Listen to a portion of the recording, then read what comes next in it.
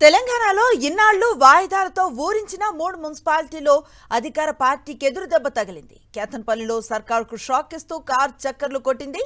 Khanapur ఖిల్లాలో BJP పాగా వేసింది. Ibrahimpatnam municipal పీఠాన్ని గులాబీ దళం దక్కించుకుంది.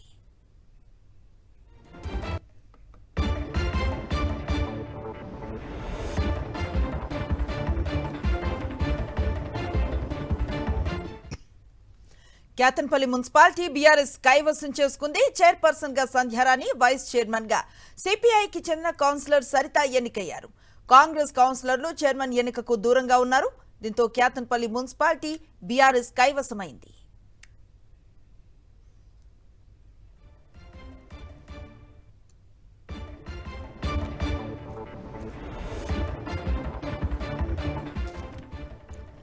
ఇబ్రహీంపట్నం మున్సిపల్ చైర్మన్ పీఠాన్ని కూడా బీఆర్ఎస్ కైవసం చేసుకుంది.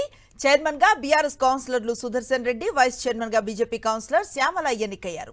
ఇబ్రహీంపట్నం మున్సిపల్ చైర్మన్ ఎన్నిక నుంచి కాంగ్రెస్ వాకౌట్ చేసింది.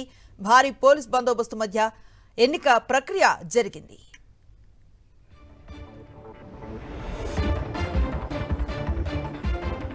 ఖానాపూర్ మున్సిపాలిటీలో అధికార కాంగ్రెస్ పార్టీకి షాక్ తగిలింది. ఖానాపూర్ మున్సిపాలిటీని బీజేపీ బీఆర్ఎస్ కలయికతో చైర్పర్సన్, వైస్ చైర్మన్ పీఠాలను దక్కించుకున్నాయి.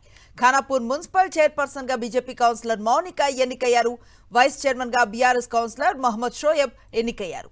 తీవ్ర ఉద్రిక్తతల మధ్య ఎన్నిక ముగిసింది. ఆల్ఫాబెటికల్ ఆర్డర్ ప్రకారం సభ్యులను పిలవకపోవడంపై ఎమ్మెల్యే బొజ్జు పటేల్ ఆగ్రహాన్ని వ్యక్తం చేశారు. ఎన్నికల అధికారులతో ఎమ్మెల్యే బొజ్జు పటేల్ వాగ్వివాదానికి దిగారు.